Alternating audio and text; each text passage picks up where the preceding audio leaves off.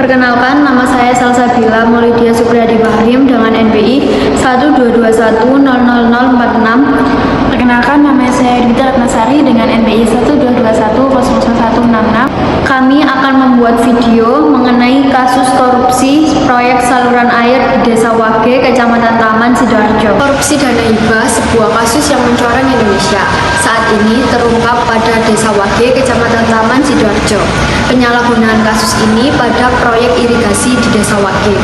Pada proyek ini disalahgunakan oleh mereka yang diberi amanat. Dugaan kuat, proyek ini fiktif dan para tersangka telah memperkaya diri sendiri dengan menyalahgunakan dana hibah yang seharusnya digunakan untuk kepentingan masyarakat. Kasus ini tercurat setelah adanya laporan dari masyarakat yang mencurigai tentang saluran irigasi. Awalnya, saluran irigasi ini dikerjakan di 2 titik, yakni Jalan Jeruk dan Jalan Kelapa. Tetapi setelah diselidiki, ternyata hanya 30% saja yang terrealisasi, yaitu di 1 titik di Jalan Jeruk. Proyek pembangunan ini mengeluarkan uang 1.400.000 tetapi hilang dan lenyap.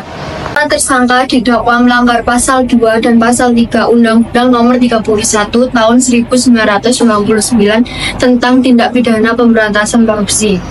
Mereka dituduh menyalahgunakan wewenang untuk kepentingan pribadi dan merugikan keuangan negara. Akibat korupsi ini, masyarakat Wage, Kecamatan Taman harus menanggung akibatnya.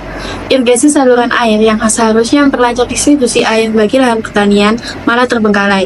Kerugian 400 juta rupiah menjadi beban negara. Polres Sidoarjo kini telah mendalami kasus tersebut untuk mengungkapkan lebih banyak lagi tersangka yang belum tertangkap. Para keempat tersangka yang sudah tertangkap kini akan menjalani proses hukum sesuai dengan kesalahan yang ia perbuat. Kronologi kasus.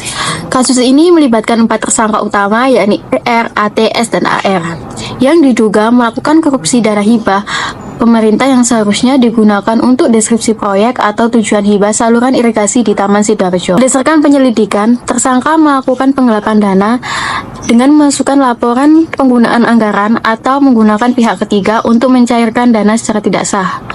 Nilai kerugian negara akibat tindak korupsi ini diperkirakan mencapai 400 juta. Dalam kasus ini, jaksa menuntut jumlah denda sebagai pengganti atau tambahan hukuman jika tersangka tidak membayar, serta ancaman pidana jika denda tidak terpenuhi dalam waktu kurun yang telah ditentukan. Identifikasi kasus. Yang pertama, jenis fraud. Dalam kasus ini terjadinya korupsi yang mencakup tindakan penggelapan dana atau embezzlement. Dana hibah yang dimaksud untuk program masyarakat. Yang kedua, faktor penyebabnya. Faktor-faktor yang mendorong korupsi ini dapat mencakup yang pertama, tekanan atau pressure, tuntutan ekonomi atau kebutuhan finansial pribadi tersangka.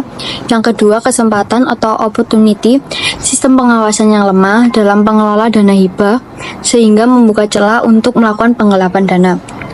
Yang terakhir adalah rasionalisasi atau rationalization. Lingkungan yang memungkinkan tersangka merasa tindakan ini dibenarkan untuk tujuan pribadi.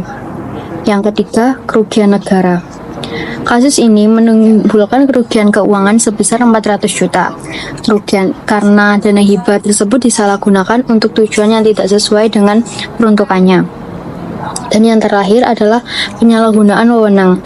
Tersangka menyalahgunakan posisi jabatannya atau peran dalam lembaga terkait untuk memudahkan akses dan memanfaatkan dana secara ilegal.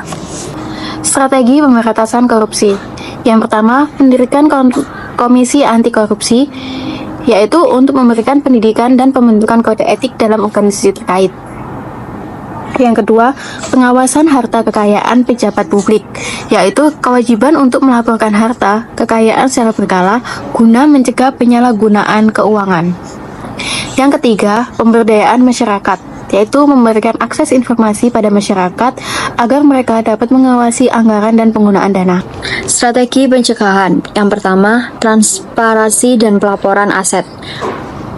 Memastikan pejabat yang mengelola dana hibah wajib melaporkan kekayaan mereka sebelum dan setelah menjabat. Yang kedua, sistem pengawasan dan akuntabilitas. Ini membentuk pengawasan yang ketat dengan audit rutin atas penggunaan dana hibah.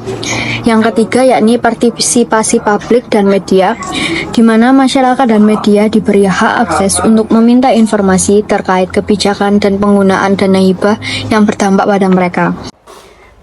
Sekian dari presentasi kelompok kami. Apabila ada salah perkataan, mohon dimaafkan dan terima kasih banyak. See you guys. Sekian dari presentasi kelompok kami. Apabila ada salah perkataan, mohon dimaafkan dan terima kasih banyak. See you guys.